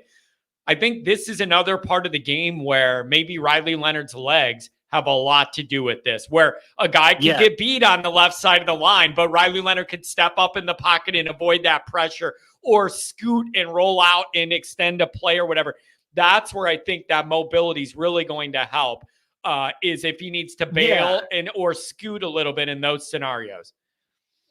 Okay. No, you're right. And hopefully I'm not getting roasted in the chat for breathing hard, because I know I would. But no. But like the same thing, like I think it was 2018, like we opened the year against Michigan and we had Wimbush, right? And so like he kind of won that game because he made a couple plays like 3rd and 11 where he got 15, where it's like it was kind of a similar game, first game of the year, like Michigan, like we know they're going to be good defensive line. We don't really know what we have, but we know we have an athletic quarterback. So I think it kind of feels like that game a little bit. So yeah, like Leonard Riley's kind of like, he's like Wimbushy, but better arm, right? Or at least better accuracy. Yeah, man, I'm telling you, the more I think about this, the more I get some heat kind of for like wanting Hartman to be better than he ended up being last year and being positive about that and everything. Like, the reason I think it might be different with Leonard, even if you have questions about his passing ability, I do think he does have better guys to throw to and more of them in the wide receiver room. That's going to help a little bit. A offensive coordinator that's going to put the whole team in a better position to succeed on any given drive. I believe in that too. But I think the biggest difference and why I feel better about this than last year with Hartman is those legs. Riley Leonard makes a defense. He makes a defense play differently just because they know he's mobile in a way Hartman wasn't wanting to be. That alone makes me feel better about where this offense is starting out and where it could be. That one thing alone makes me feel a lot better. Yeah, I don't want to like badmouth Hartman. I like Hartman, but like at the same time, like he was getting cash. He's a good-looking guy. He doesn't have like he is who we thought he was. Isn't that the line? After it all, like win or lose, he goes home and looks in the mirror. He's like, got a lot of money, and things are going to be okay. Like whereas like Riley, I think there's a little bit more on the line. That's a fair point. Yeah, it's a fair point. But yeah, Hartman's a good-looking man. He's got a good-looking rack of hair there. He's got a good-looking man. I just needed him to be better at football in the 3 games we lost. He trimmed his beard too much for me. I was like, his beard was too well done. I'm like, all right, what's he trying to do here? Dude, ultimately, he ended up being exactly what we needed to not have, which is a quarterback that in the biggest games against the best teams could put the team on his shoulders, make a couple drives happen almost on his own and will the team to victory. That's exactly what you needed in all 3 of the games we ended up losing, is like one more drive or something. We just couldn't get it. It was so darn frustrating. But I'm telling you, that's the difference with the Riley Leonard thing. What makes me feel positive, because I've had people ask, you were excited about Hartman too, and look how that turned out. Why should we believe you? I would say if you believe in anything, it's that legitimate dual thread nature of Riley Leonard forces defenses to set up and play Notre Dame straight up and honest. They must account for it. And who knows how many busted plays would be a sack with Hartman or Cone or somebody else or Tommy Guns or anybody. Now this guy can roll out and make something of it. Like that's going to be a big, big deal. Big deal. How much big deal do you think it is that like Elko kind of knows, like he obviously knows Leonard, and like game planning, like he knows Leonard's strengths, weaknesses, and like maybe that being a little bit of an ace in the sleeve for A&M? Yeah, it's going to be, here it is, man. It's a high-level football game of intellectual chess. You have Mike Elko and his intimate knowledge of Riley Leonard and all of his strengths and weaknesses. And then you have Den Brock understanding that Mike Elko knows all of Riley Leonard's strengths and weaknesses. And then it becomes how aggressive Does Elko want to play this to start the game with that defensive front? How aggressive or not is he going to be to feel this out? And then it's up to Denbrock. What is his plan? And then what is his pivot off that initial plan? This is high-level intellectual football chess between these guys, and I want to see how it goes, and it's going to be really interesting. Yeah. I mean, man, I can see like Price having like a big game because I think he's gonna be like, I know everybody loves Jeremiah Love, but I mean, I think Price is just like, he's like the better all-around back. Love kind of gives me a little bit of that, like, man, who's that guy? Like Armando Allen. Like, he always seems like he's just about to break a 50-yard run, but then he gets tripped up after 12 yards. Like, I mean, I don't know saying that's what Love is going to be, but he kind of like has that, like, he just needs an open lane and then he's gone. But Price is like, he can get between the tackles. He's kind of shifty. He's kind of got that, like, Nick Chubbish, like, all around, like, strong, good vision, quick feet. So yeah, I kind of feel like Price is gonna have the game. Man, if there's what I think is really helpful is the news is out on Love that he's kind of a big weapon everybody's talking about. Like, if you want to worry about him more and it leaves Price more available or open or uncovered or with a favorable matchup, if you could find a way to get them guys out there together and set it up that way, I think both these guys are ready to cook. The thing with Price is they always say when you're coming off a big injury, you come back stronger the year after the year you return. So, out that freshman year, last year was the first year back. This is the year where you are supposed to come back and to have all your burst back that he came in with the freshman. And I'm hoping for it, man. This should be a more exciting offense. Yeah. Should be, better be, needed to be. But yeah, that's about all I have. I don't know. I don't know if you have anything to add, but I can let some other callers. Let me ask you this. We'll finish with this. How do you feel about the Notre Dame defense? I have really high expectations for them. It is year 3 of Al Golden. I believe that defensive roster is a good blend of upperclassmen, experienced talent on all 3 levels, and athletic younger guys. I have really high expectations for this defense because they've earned it. It's not out of nowhere like the offense. Their defense has earned the right for me to expect a really great performance for them every week. Do you agree with my take? Yeah, no. The interior line, like, I feel like even on good years, it's still like a little leaky up the middle. But yeah, I think the overall good. Running right at them could be a little sketchy, but yeah, I think overall they'll be good. It's a really, really good point. If I was going to have a complaint, some of the missed tackles, he had too many. You averaged over 8 a game. That's too many, 37th in the country. I want to tighten that up a little bit. But the other thing would be those runs. In every game we lost, there was one huge run right up the middle that killed us at the worst time. You need to button that up. You had one in each of those 3 losses right up the middle, bad angle, you whiffed. Yeah, they may be held and it didn't get called. But each game featured a killer backbreaking run. You got to shore that up the middle. You're right. All right. Yeah, that's, but thanks for letting me on. Does Goolsby ever get on this thing? Sometimes he does. And when the season gets going, we'll probably do a little bit more of that. But I got to tell you, I'm impressed by you giving me a call while you were working out, man. That's genuinely impressive. I love it. I thought it'd be a lot longer. I was like, there's probably like 100 callers and I wish there was undercallers on a Wednesday morning, brother. Don't blow my cover. Yeah, you're number 98. Thanks for calling. Have a good one, buddy. All right. Thank you. See you. Take care. Bye. I'm glad that he said he was on the treadmill or working out, or I would have thought he was having a stroke or whatever. Or does anybody remember that guy? I think it was after the USC game. Does anybody remember the guy that called and then he had like a panic attack, like an anxiety attack on the air with me? Was anybody 832-419 coming up? Anybody remember that? Like, I felt horrible for that guy. Had a total panic attack on the air. Was like, John, I got to go. Dude, I didn't know how to react. I didn't know exactly what was going on, man. He literally had like the most genuine dude in the world called after the game. He was talking fine about the football. Like, it wasn't like I asked him a question and he froze and he didn't know how to react or whatever. I thought we were having a good back and forth about whatever. And then he just like froze and had this panic attack, dude. I felt so bad, man. And then he ended up emailing me like I'm sorry I ruined your show by like freezing or whatever. I'm like, dude, you didn't ruin nothing. I just hope you're okay, man. It was very awkward. And then the guy who flushed his toilet and forgot to mute it. Yeah, I know. You only...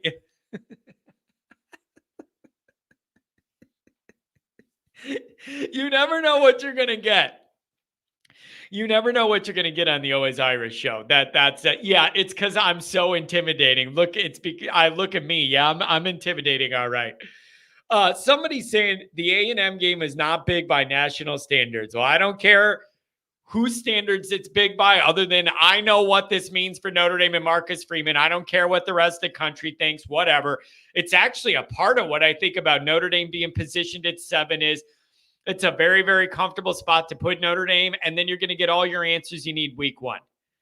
You're going to get all the answers you need week 1 out of the top 10 like a rock, or they're going to solidify their spot there and it'll be fine until the next big moment. But I don't know, number 7, that right inside the top 10 seemed about right. John looks like a breadstick in a t-shirt. How about the guy snoring? Yeah, that was a good one too. Hey, John, you know how entertaining your show is? There's people sawing logs, snoring in the background, and they only call you when they're going to the bathroom or to surgery. Yeah, I got it really rolling on this show. It's going great. Unbelievable. 832, what does it do? Welcome to the program. What's up, John? How's it going? It's going very well. Is this accurate? The last time you called was November of last football season. It's been a very long time, my friend. Thanks for dialing me up. Yeah, unfortunately, it's during my work hours, and I got a lot of calls I have in the morning. So I had a little break this morning, and so just in the excitement of the new season, I thought I needed to call in. I really appreciate it. Oh, I love that. And you have a crystal clear phone line. That helps me, helps my blood pressure too. So it's been a while since we've touched base. I would love to know what's on your mind. Is it A&M? Is it recruiting this year overall? What are you thinking? It's kind of a little bit of both, but since you're already on the first game of the season with A&M, we'll start there. I think with the A&M, I think we're going to see a little bit better output from Notre Dame now that they've I think they're going to have to change their how they're going to approach this game, because with Reuben Owens being the two-headed monster there, and I think they're going to go, especially with Connor Wegman just coming back from injury, they were trying to probably lean more on the run, which was going to be I would imagine about 65% of the time they were going to do before, but I think they're going to have to lean more on Connor Wegman, which helps our defensive line to come in and hopefully hit some sacks and maybe get some turnovers on the secondary, because they're going to have to force some throws. So I think we're going to see a little bit of growth there, because I think most of us want to see a win greater than 10 points, but I think that's probably where we're going to be at, right between a win between 7 and 10 points for that game. Yeah, it's, man, I'm trying to start to think about that. I got to put in the score picks, for Sports Illustrated, and they put them in an article and tally them up and hold you to them over the year. And I'm trying to think about a score prediction to pick and what I'm feeling and all that. And I have all these scenarios in my mind, and I want to feel like that 10-point Notre Dame win, like not a blowout, but just enough that you get ahead to where you feel pretty comfortable. I want to lean that way, but I don't know. I don't know if I could go that far yet. Let me ask you this.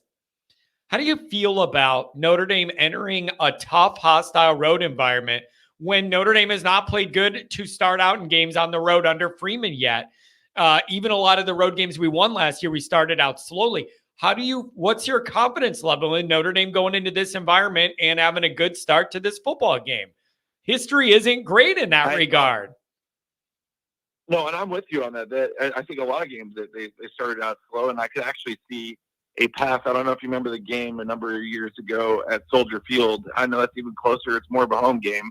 But if you recall, like two quarters or 3 quarters of that game, there was no movement on the ball. It was just a defensive battle, which I could kind of see here. And obviously Notre Dame increased its lead after quite a few turnovers by the Wisconsin offense. But more or less, I could see that kind of small battle where, I think we would probably, if you want to put a number on it, I think it would probably be a 30-20 victory or something like that. But I think it's going to be, more lower scoring than we would like in the first half.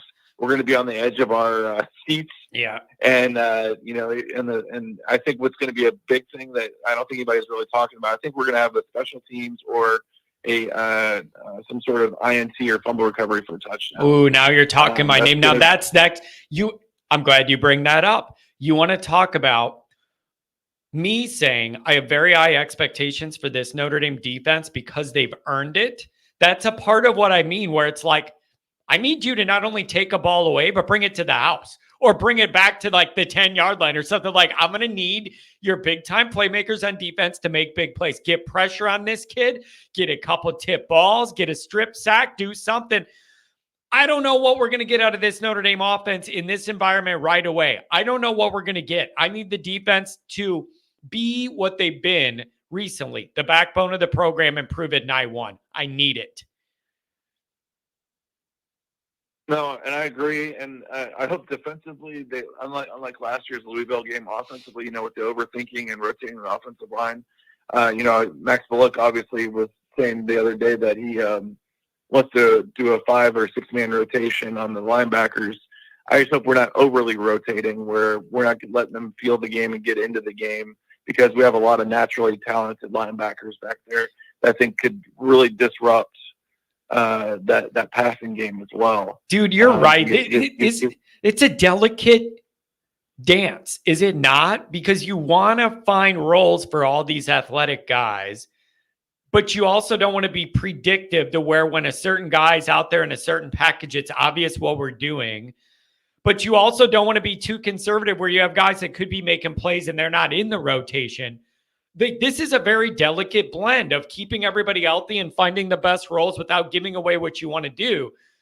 It's a really interesting blend here. I don't know. It's an interesting calibration. Yeah, it's definitely they need to balance it well, but also you got to understand the feel of the game as well. It's not even just the feel of what the coordinators are feeling. That player needs to be able to get into the game mentally and be able to stay in it and not get pulled every 2 or 3 plays. So that's a very delicate thing as well, because you got a guy like KVA who can run the field all the way around. Like, yeah, I'm seeing seeing the highlights. I think of Troy Polamalu or something, where he just kind of like can instinctively figure out where that ball is going to ultimately end up dropping. Yeah, man, there's just so much you got to get right week one. Like, there's so many things you got to plan for, and you need to pick right, and they need to be like, you need to be ready for this moment in so many different ways. And so I don't know, man. And it still blows my mind, the amount of Notre Dame fans that think we're going to win big and don't think this is even a big game or whatever. And then I'm like, well, then why is Vegas have them as the favorite? Is it just because they're at home? Like, it's just interesting to me, the amount of Notre Dame fans I talk to that don't think this game's going to be close. But then I'm like, well, Vegas has them winning. So what does that tell you? Is that belief in them or is it disbelief in Notre Dame? Like, it's just interesting to me to look at the way that's shaping out. 419-815, you're both coming up. So I don't know what to make of this, man. It's a very, very interesting place we find ourselves. Right, exactly. And it's, and again, I think everybody would agree if A&M was like the 4th or 5th game in the season, I don't think there'd be as much stress about it because you'd already have some bugs worked out. Yeah. And it might be a blowout. You just don't know. But again, you're coming out of camp where you're basically playing touch football. There's not a whole lot of contact. Okay, now wait. On. Now let's look at it this way, though. Think about it. If it was week 4 or 5 where we're playing A&M, we would have time to get that O-line settled in and get the offense more on stable footing and a more stable foundation. But flip that around. Does it benefit us more or less to play A&M week 1? Wouldn't you think that the most loose their operation is going to be is game 1, week 1? And if you give Elko a month, he'll have things a lot more organized than he will night 1 with all the moving changes, 28 new transfer guys in. Like, what do you think about that part? Yeah, we'd be more put together, but wouldn't Elko and A&M too a month in? What do you think of that? No, I agree with you. I 100% agree with you that they would be stronger than they would be week 1. But I honestly think that, with the new offense that we're putting in with the Denbrock offense, and then trying to especially trying to backfill Jagasaw and all that stuff, to get the offensive line more cohesive. I don't think our defense will be ready, I believe, week 1. It's more getting that offensive line and then getting our wide receivers communication right going into this, because don't forget, they're starting the new communication in the helmets. I don't know if they're going to lean on that as much going into the game, or do they already have, it's going to be really loud there. So, is that communication they've only been together for a few months. So how is that going to work in that environment, right?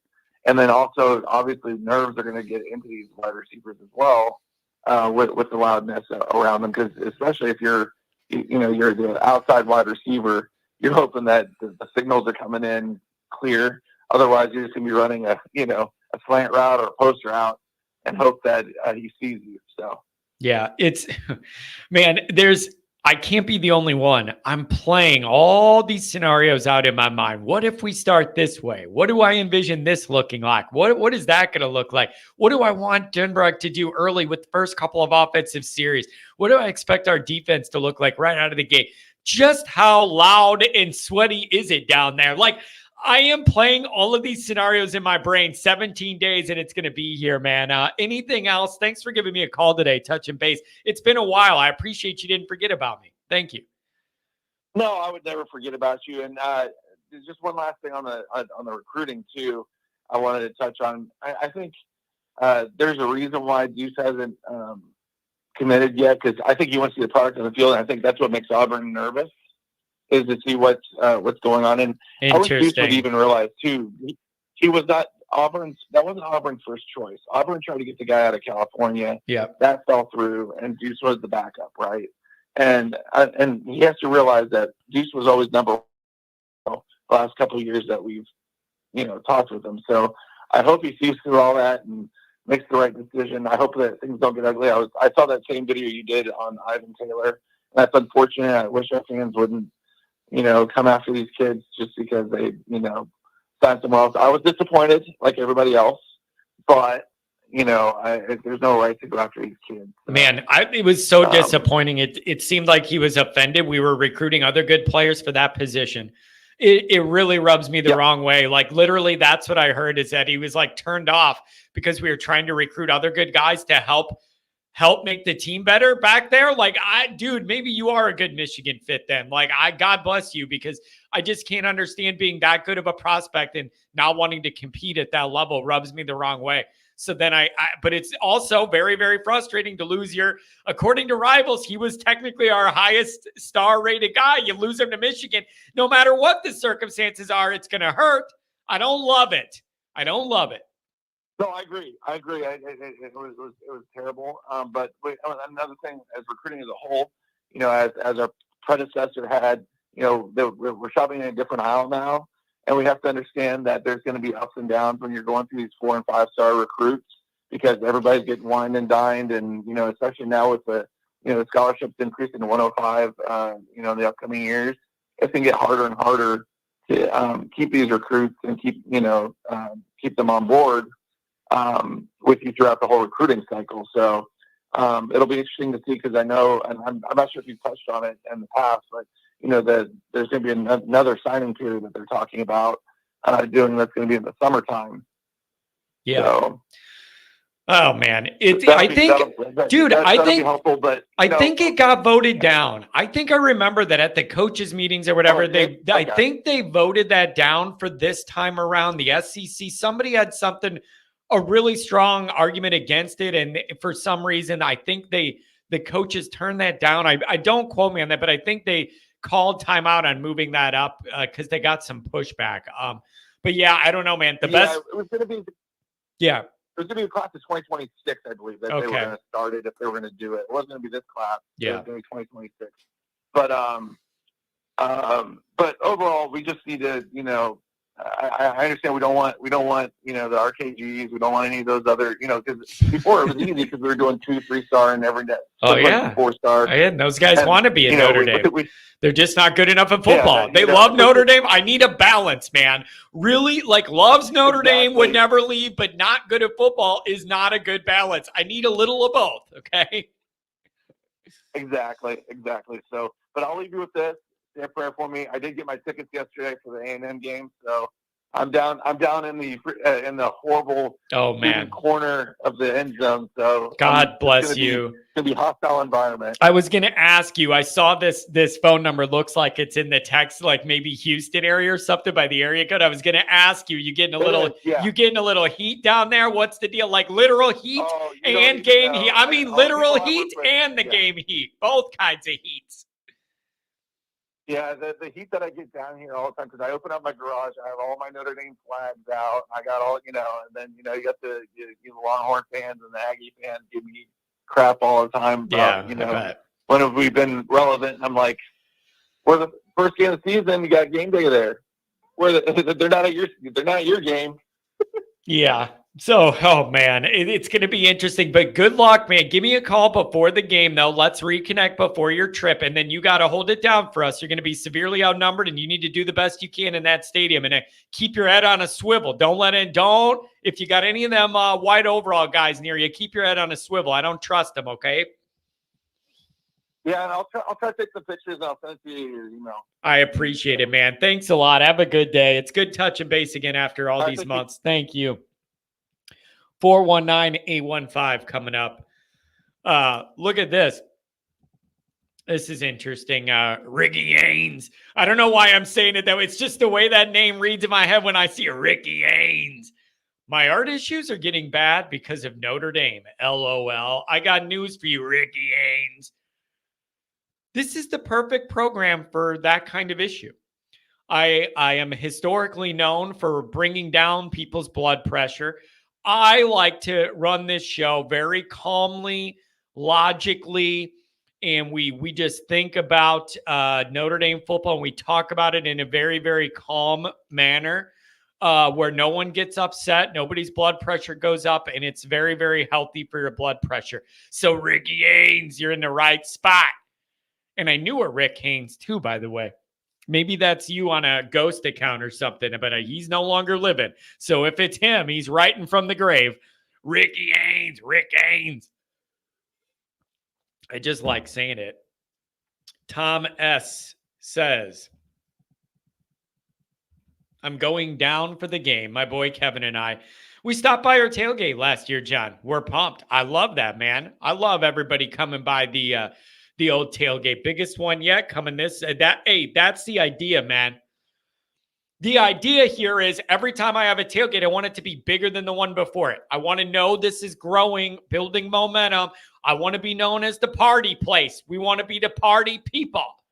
Party people. I spelled Jeff's name wrong. It's pretty close. Pretty good. John's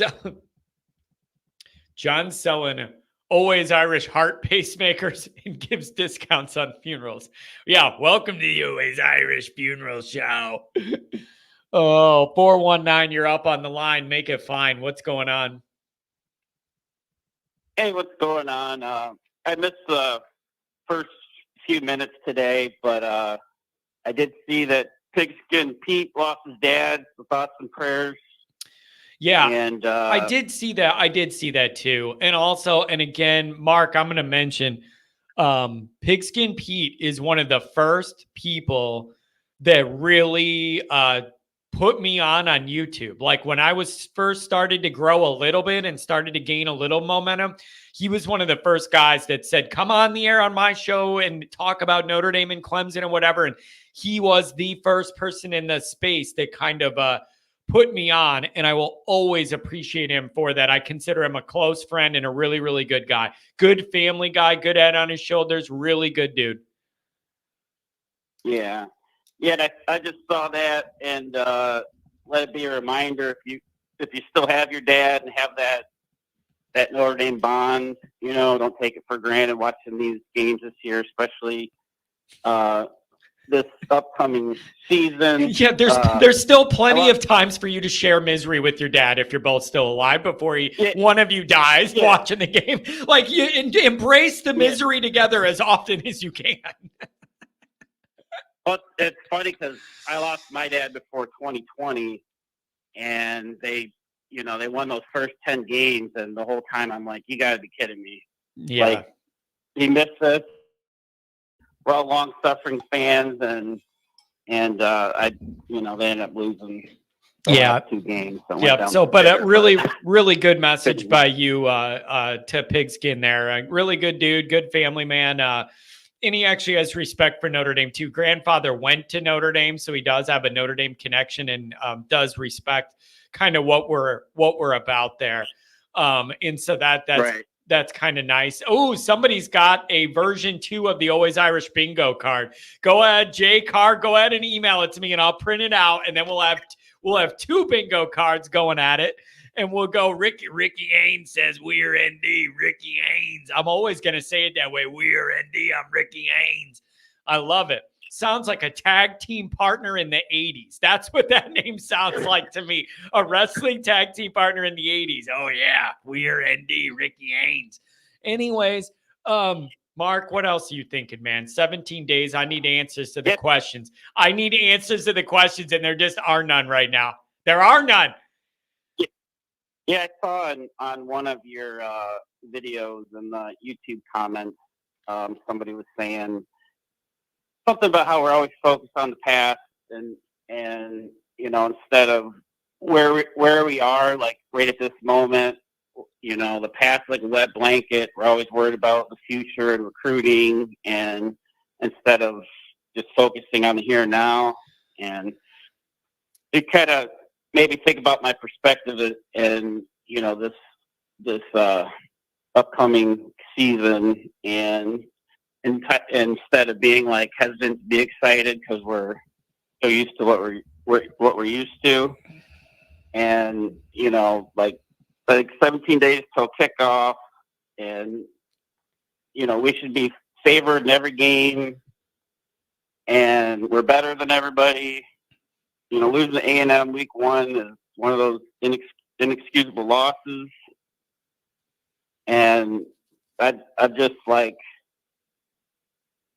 I don't know. I'm all in on this year. That's where my excitement level is. Man, at. Listen, dude, I totally get when people are like, don't be worried about the past and whatever. Like, man, it's really hard when you're my age, though, to just ignore what has happened in every big game must-win moment in the last 30 years. It's very, very hard for somebody like me to just ignore that Notre Dame's failed in almost all of these environments for literally my entire lifespan that my brain can remember. What am I just supposed to forget about all that? I have all that scar tissue that I wish you saw that wears on me all the time, man. I can't just call time out on what my life's been. It's hard. Yeah. I know that doesn't. I know that doesn't impact what's going to happen against A&M in this moment. But emotionally, it's hard for me to separate out all the flash plays of those moments in my head that have gone against us. It's hard for me to ignore them all. It really is. Yeah, I think it'd be different, but Fraven's only had 2 years, and everything still feels new, or it does at the moment, I should say. So I feel like there's still reason to be optimistic, and I don't understand why people are so quick to always search for the next thing, like this can't work out, or it's not working out. Yeah, I don't know, but dude, Mark, is the Notre Dame fandom not just a big adventure of pick your own adventure? And you can apply whatever theory you want of fanhood to it on the bright side, on the downside, on the upside, on the downside. I feel like Notre Dame allows for you to kind of choose your own adventure on how you're going to enter in a brain space, in a wavelength for every game, every season. And I wonder if it's we're so spread out, the Notre Dame fans, everybody has a different perspective and how they relate to Notre Dame. If there's something to the national reach of Notre Dame that we all think kind of differently. literally you could pick your own adventure with Notre Dame and go for it. It's absolutely wild. Yeah, and I think like how everyone looks at this upcoming season encapsulates that, and then like the Deuce Knight recruitment, I think is like the perfect example of that. Like you have people that think he's a necessity. You got people that think, oh, I'm not worried about him. You got, CJ Carr and Grubbs, and it's like everybody's like on different pages for like every little thing. Yeah, exactly. And, yeah, like, dude, people are all over the board. People are all over the board. And even with the A&M stuff, people are all over the board in Notre Dame land. People are not going to agree on a score, a prediction, or some people think it's not a big game at all. Notre Dame should win by a lot. Other people are like, we're going to lose. Like, there's no consensus on anything in Notre Dame land. We just don't have the answers yet. We don't have the answers. Yeah, and it's like with the Deuce Knight thing. Like I know, like most people are over it now that it's so close to the season. But I think like with his recruitment, like win or lose, like I feel like it feels like they've done everything possible. Like they've exhausted every resource. Yeah, given it's very tough. Tons of attention, and I don't feel like we could say that in the past. Mark, that's like so tough. You're right. It's so tough. And I've seen that written and talked about on all the different Notre Dame shows. They all say, I don't know what else anyone could have expected Notre Dame and Freeman to do to secure this recruitment, building that relationship over multiple years, providing like all these different things. Everybody in the niche is kind of saying, I don't understand what else people would expect Notre Dame or Freeman to do to earn this commitment. And in a way that almost makes it more disheartening to me, because it's like, I can't ask for more work or whatever. Like we did it all, and this is still where we're going to end up at the altar by ourselves. Like it's a little depressing, but welcome to the real world of recruiting, Mark. Yeah. And if it's not meant to be, it's not meant to be. I think we can all agree our QB situation's in a way better place, even without him, but it just seems like they just busted their ass. The Twitter videos that he's posting where they're sending them videos, and it just feels like they did everything. So yeah, regardless of what happens, I mean, we'll still all be frustrated just the same, but go win your games. Go win your games, Mark. That is like my only catch-all solution for a lot of the problems and concerns we have. Is the one thing Notre Dame has not done is win their biggest games. And nobody knows what recruiting could be like if you just show kids that you're exciting and you can win your biggest games and really take this thing to the next level. It's the one thing we haven't tried yet.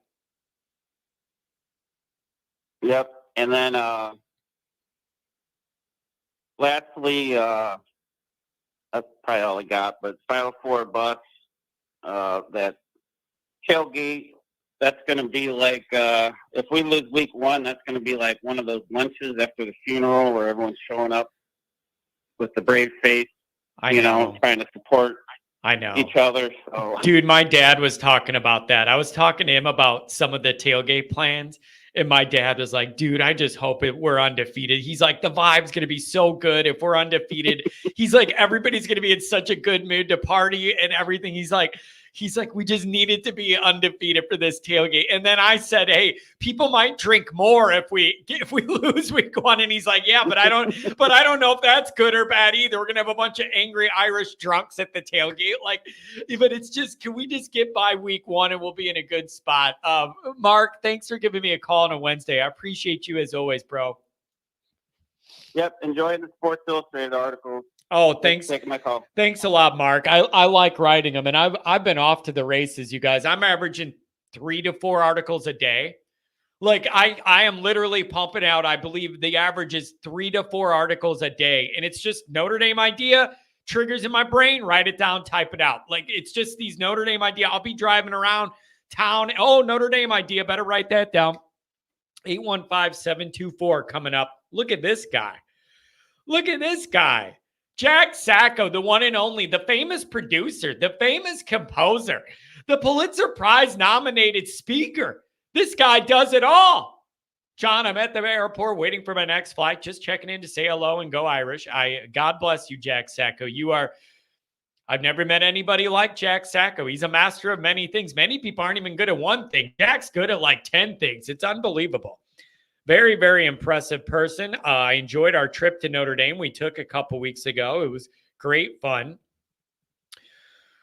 Ryan Elliott with the $20 hour. I really appreciate it. Again, I got to tell you, Kent says, well, if you're not winning, you're not doing nothing. Well, Kent,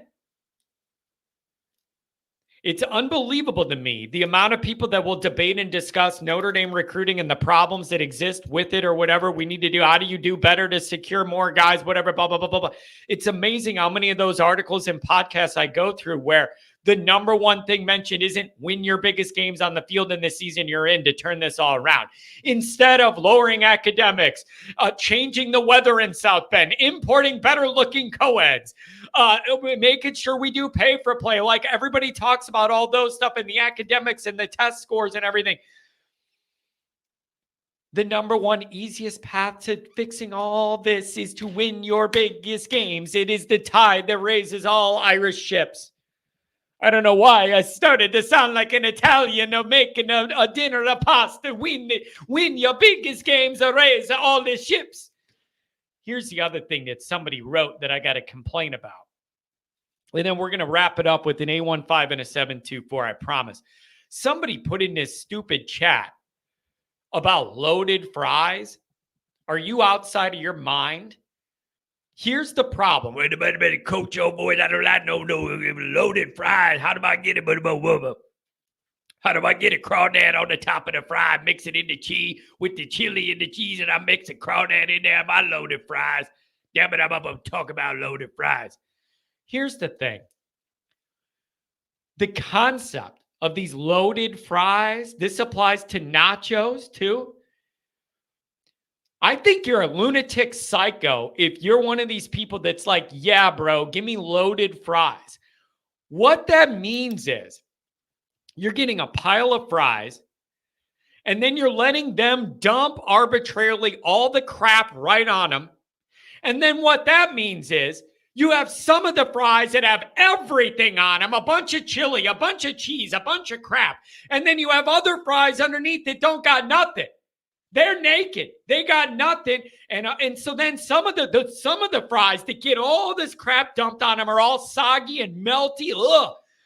And then you got other fries underneath that don't have no toppings. How can anybody live that way?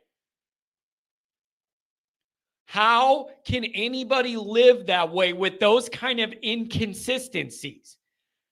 Your fry to condiment ratio needs to always be in your control. Never relinquish control of that to anybody else. John, you had ate poutine. I don't know what that means. What does that mean? What is that word, poutine? It sounds borderline inappropriate. What are you calling me? I don't understand what that is. Nachos, bro. Oh my God, the nacho. You got to mix it up. Then they're all too soggy. Now you're pushing the problem all the way to the other side. Mix it, then they're all too soggy. No. What I want is cheese or like meat or whatever we're doing. Why can't it just be separate and I get to pick every bite the ratio I want? Nachos are horrible. Oh, I go to a concert or a ball game and I get the nacho. They dump everything in the top part of the nachos and underneath there ain't nothing. I like full control over my food. I want full control. I want to be able to, I'm not letting the person that works there decide the ratio of condiment to fry or condiment to nacho chip. I'm not giving them that control. I want all the stuff on the side and I get to pick. And I get to decide what is the right ratio. I don't trust anyone else with that. That's always my problem. I can do biscuits and gravy, but I got to be in the right mood. It's not my typical go-to meal. Nachos Bel Grande. I'm telling you what, maybe I'm getting old. Maybe I'm not dreaming. pretty sure the quality of Taco Bell has always been bad and it's getting worse. Always been bad and it's getting worse. I'm telling you, I don't think that food is good. I really don't. 815, make it come alive. 724 is coming up after that. 815, good morning. Morning. How's it going, John? It's going very well. I think we got 17 days till we're all going to find out if we're miserable or we're happy or what the reality of our situation is. I feel like everybody's starting to lose their minds and there's just no answers to these questions. I would agree. First of all, I want to thank you for all the great content. Long-time listener, first-time caller. But I did want to say, obviously, we have some proven on our defense with Mills, Cross, Kaiser. I think we need to see a coming out party from Drake Bowen and Jalen Sneed. Is it not time? Tell me if you feel this too. It is time for Sneed to find a role that makes a very, very big difference on this team. Like, I genuinely mean that. Like, you see the athletic gifts that he has and that burst he has. It is time that that guy finds a role that he can excel in. And if it's as simple as you put him in a situation or a package or a down and distance where it's like see ball, get ball, react, whatever it is, you got to find a way to make his skill set valuable on this year's team. You need to. Do you agree? Yeah, absolutely. I think he's too athletic to sit on the sidelines. Exactly. The game. I think, if I'm not mistaken, he had a couple block punts last year too, right? Yeah, dude, he's so athletic and he like gets shot out of a cannon. Like, you just need to put him in the right position to be able to excel there. And then, but that linebacker thing is really interesting, man. You have a lot of different guys. How are you going to deploy them all? Like, Osbury's an athletic up-and-coming guy. You have Sneed. KVA is the type of guy where he might just start playing so good when he's out on the field, you end up that you can't take him off the field because he just is so natural in what he sees and feels out there. They have a lot to play with. You just can't overdo it, and you got to find the right roles and niche for each of these guys. Absolutely. I feel like between Drake and Sneed, that could be a linebacker core for the next 2-3 years. Yeah, it's really, really interesting. And then let me ask you about this. Are you a believer in what the Notre Dame coaches are talking about their defensive front when they're talking about legitimately feeling comfortable having like a 10-man or more rotation up front where they feel good about the production they're going to get without a drop-off? Like, I am reading people being like, this is the deepest Notre Dame defensive line front that we've seen in many, many, many, many years, where they feel good about it without a drop-off. It would be wonderful, but I want that to be the reality. But again, I'll believe it when I see it. Yeah, I mean, ideally fresh legs are going to be better, right? But I can't imagine anyone making an impact like Mills and Cross do already. Yeah, that's a really, really good point. And then I like your point about the rotation, because here's what I'm thinking about. You're going down to this hostile environment where it's going to be 178 degrees and all that. You're going to want to be able to rotate and get some fresh guys in there, not have the same guys out there for 100 snaps or whatever. Like, that comes into play right away. Yeah, hopefully. I mean, obviously it's been somewhat warm up here. Hopefully we're somewhat ready for it, and it's not going from 40 up here to 80 down there. Yeah, man, I'm telling you what, I wanted them practicing in all this humidity and all this. And then the last week has been really pleasant with no humidity in Illinois and Indiana. And I'm like, bro, I want it to crank back up almost. Let's get it going again. Let me get that humidity again. It's been great golf weather, I'll tell you that. Yeah, no kidding. Not even sweatable, but just on the edge. And dude, the leaves, I'm not dreaming this. The leaves are starting to change. I wake up in the morning and it feels a little football-y to me. I know I'm not dreaming it, man. This stuff's really happening to me. Football's almost here. Oh, there's nothing better than waking up at about 5 a.m., getting in my truck, and it's only about 53 degrees. You feel it coming. Oh, man. It's a big-time situation. It's a big-time moment. And I need Notre Dame to be ready. I need you to be ready. This cannot be one of those games where it takes you a day and a half to snap out of your road. You're asleep on the road. No, dude, I need you to be ready. I need you to be ready. I would love I would love to see one, either if we kick off, come out and get a takeaway right away, or two, come out and just take a deep shot, something they're not ready for. I'm almost embarrassed to report to you how often I've sat and just thought, how is Denbrock going to deploy this offense the first couple drives, the first couple series?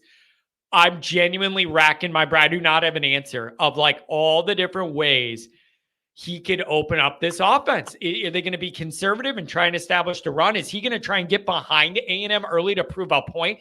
Like, or I just have no idea what Denbrock's going to want to do to start this out. I have no idea, but I'm so interested to see it. Yeah, as long as we come out of there with a win, I'll be happy. I'm going to, similar to 2 callers ago, I'm going to predict I think 27-20 win. I don't think it's going to be as high scoring, but I think we come out of there with a win. Man, I think that range sounds very, very reasonable. I think I would be surprised if either team's offense was off to the races. I really would be. And again, here's the other thing that I wonder. The other thing I wonder is, I think about it all the time. Every game one of every year, I bring this up. Week 1 inherent randomness. I always bring it up. There's always dumb things that happen in teams' week 1 games that are never going to happen a month in, 6 games into the year, whatever. One little miscommunication, one little mistiming, one little we're not all on the same page could change the outcome of one of these week 1 games. You need to make sure we're not the ones who make those mistakes. You got to be ready. I think worst nightmare scenario is what was it, Michigan at Penn State a couple years ago, come out first play and not be able to get a playoff. That's we got to make sure we're ready to rock and roll. Yeah, it's you're absolutely right. Just the road game thing in general makes me nervous. Freeman's teams have been much better at home than they have been on the road for whatever reason, and I need to see that change. I need to see it change right away. Absolutely. My only other point was I missed some of the show, so if another caller already said that said this, I apologize. But I understand the Deuce Knight worry, but either way, I feel like Carr has to be the future for us. Yeah, man, I've been thinking about that lately, and I actually wrote about it for SI, saying, are we undervaluing what CJ Carr could be? Because once Deuce entered the scene, we all, and I admit I did too, fell in love with his physical traits that are just so different and unique that you almost forget to appreciate the guy that wants to be here and play no games, CJ Carr. And I did ask the question, are we undervaluing what he could be because we got lost in the lights of Deuce's athleticism? And I'm asking myself that. I don't know. Yeah, and it might be me saying, falling back to just a traditional Notre Dame fan, but I just feel like CJ just fits Notre Dame so much better than Deuce does. Yeah, it's a very Notre Dame fit in a lot of ways. And I think that's why people were excited to see the Deuce thing, because it's not a fit in a lot of Notre Dame ways, as far as the athletic traits, part of the country he's from, all that kind of, for all those different reasons. It would have been something new and athletic. And I just think that's why Carr's getting wrapped into like, oh, we've seen that before, that type of quarterback before. And I just think maybe we're underappreciating him. I don't know. Yeah, no, I'm excited. I've watched the spring game probably 3, 4, 5 times. And I thought Carr looks sharp. He's got a strong arm, big guy. I feel like he could be a starter for a while. Yeah, and again, and that's something you can build around. That's where you have a quarterback there, and you can start building camaraderie with the guys on the outside. You build a relationship. You learn the receivers, what the quarterback does, back and forth. That route would give Notre Dame some stability we haven't had when you've been going to the portal, going, who's our quarterback every year? We don't know. This would eliminate some of that. You could actually have some stability there for a few years. Yeah, and I actually remember you talking about this probably 3-4 years ago about Notre Dame's never been able to, they don't believe in starting young quarterbacks where, hey, start them as a sophomore, have them grow for 2 to 3 years with the same receiving core like good schools do. And then by the time they're junior and seniors, that's national championship time. Yeah, that would be the idea. And I think that's what Notre Dame wants to do. I think their vision and their plan is to find one of these younger in-house quarterbacks to hitch the wagon to and grow together. And maybe CJ Carr is going to be it starting next year, and we see where we go from there. You know, he's got an advanced football mind, and that's something you really can't teach. Being around the game at the level he has been and the family has been, he has the mind for it. It's just seeing everything coming together around it. It's going to be really interesting, man. Anything else? Thanks for giving me a call on a Wednesday. Appreciate you. Yeah, of course. Yeah. Last thing, let's get that round of golf on the books sometime soon.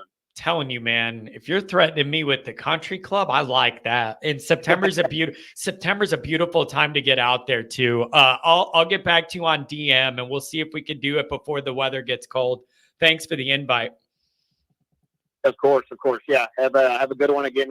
Congrats on Sports Illustrated too. Oh, thanks a lot, man. I really appreciate that. And go Bishop McNamara Fighting Irish. How about that on the way out? Oh, yeah. I love it. There we go, man. Thanks a lot. Have a good one. That guy went to my high school. He's got a good old O'Connor there, a good Irish name, old high school buddies. Mark, we're going to finish with 724. He's going to give me some more. Mark with glasses said, John takes the pickles off his Chick-fil-A sandwich. No, I do not, because I tell them when I order the Chick-fil-A chicken sandwich to not put that stupid pickle on there to begin with. Because even if I take the pickle off, if you open the bun, you'll see the evidence of where it was. And then a little of the pickle juice is like on the bread and it even turns a little green. Okay, now I'm not interested. Now I almost said a bad word. You're ruining my meal. You're ruining my meal. Okay? And so, no, I don't pull the pickle off. I tell him to not put it on because I don't want that nasty thing permeating through my bread. And then there's that mushy pickle taste in my bread. Whose genius idea is it to put a pickle on a chicken sandwich to begin with? Get over yourself. So, no, I'm not eating that. You out of your mind? 724. What's going on? Welcome to the show. Hey, John, first-time listener, long-time caller. I'm going to ask you a question, hang up, because I got to go back to giving my dad his bath. But give me a breakdown of what's going to happen. Riley takes his first snap, hurts his ankle. This is a nightmare scenario, and I really appreciate you for did you hang up? Where did you go? What happened? It looks like they hung up. Call me back. I didn't hang up on you. I'm still logged in on the call-in line. Give me a call back, man. What happened? Anyways, dude, I swear I did not hang up on you. I don't know if you intended to just ask a question and hang up like some radio callers do, but feel free to call back if you want. I did not hang up on you. I would never do that. Here's the interesting thing about this. Goolsby's talked about this a lot. If you end up in a position where Riley Leonard gets hurt and you need to go with one of these other guys long-term, not like for a half because you have a bruised thigh or something, but like a Buckner type Marshall injury where you need to figure out a plan for the year. Is it just default Steve Angeli? If that happened week 1 against A&M, that ankle gets rolled up, it cracks the plate loose, whatever, and we're screwed. Is it a guarantee that that is Angeli the rest of the year because he's the backup? Or if it's a longer term thing, do you roll the dice on CJ Carr and go, we need to get this developmental track running with a guy with a more athletic ceiling of what we need to get this experiment going earlier and we're going. Because what's interesting think about this. I believe Angeli's the backup, but I don't believe Angeli would be my favorite to win the job to start next year. It's really kind of messed up if you think about it. Look at this. 724, you're back. I don't know what happened. I didn't hang up on you. No, I know you didn't hang up on me. It was just that I said I was having to finish giving my dad his bath, and I was on hold for about 30 minutes, and he gets a little antsy in that tub when the water starts to get cold. I'm sorry. I must admit I missed that part. And I didn't know. I don't know if that was, if you were pranking me. I must have missed that part because I got all worked up about this quarterback thing. Do you think Steve Angeli is the backup and he would go in and run the whole year? Or do you think they roll the dice on CJ and say, let's get this this developmental track going? What do they do? I think they're going to put in Angeli. He's going to win a couple of games for us, and it's going to slowly be a downhill season from there. And I'm not exactly sure what the real answer is. They might bounce back and forth between Angeli and Carr, but if Riley gets hurt, especially in the first game, because that ankle for some reason is making me kind of nervous. Yeah, I think fair. It's going to be I'm not exactly sure what they're going to do. They're going to obviously try to put it in Jelly first. That's my best guess. And he's going to do good for a couple of games. We're going to get some steam moving, and it's just going to be a letdown of a season, like it is every single year. I'm 32 years old. My dad is 40, and every year we sit together and we watch these games, and they disappoint us incredibly every single time. But I hope that sooner or later I could see the Irish finally win a national championship. Well, I go ahead. Now I know you're trolling me. I'm doing the math on some of this. So some of this you're trolling me on, and some of this you're actually like saying real things, and that I appreciate. Let me ask you a football question. Does it make sense that you are going to have Angeli as the backup, but I don't favor him to be the starter next year? Think about how weird that dichotomy is. He's the backup, and then he returns next year, and I would not put my money on him to win the starting job next year. I think CJ Carr is winning that job, even if Steve's the backup all year. I think CJ's winning that job, and it wouldn't surprise me if Angeli goes somewhere else and starts at a mid-tier program somewhere else. That wouldn't surprise me at all. Well, I would say I believe half of what you say, but what I think that most people don't understand is that I think that if Angeli didn't want to be an Irish quarterback, he would have already left. I think that if they put him in this year, whether he does good or if he does bad, he's still going to come around next year. And you're right, he will not be the starter. But I think that he loves Notre Dame. I think he loves Notre Dame football. That's and a good he's point. got his heart in the program. Yeah, that's a really, really good point.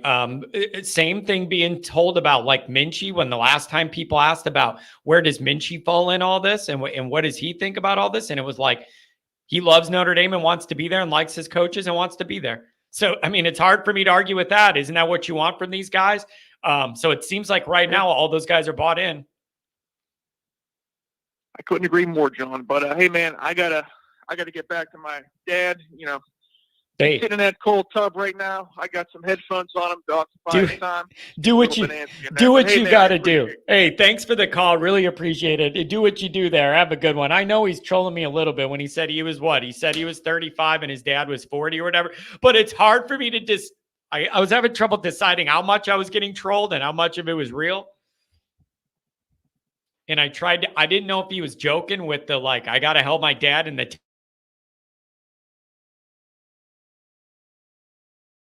handicap, then I'm a bad guy. Do you see how this puts me in a weird position when I don't know if somebody's joking or not? If I roll with it, then I'm the bad guy if he's serious. And if he's joking, puts me in a weird spot I really don't appreciate. All right, you guys. 2 hours. It went by again. We're crossing off the dates until football time. I got something real juicy.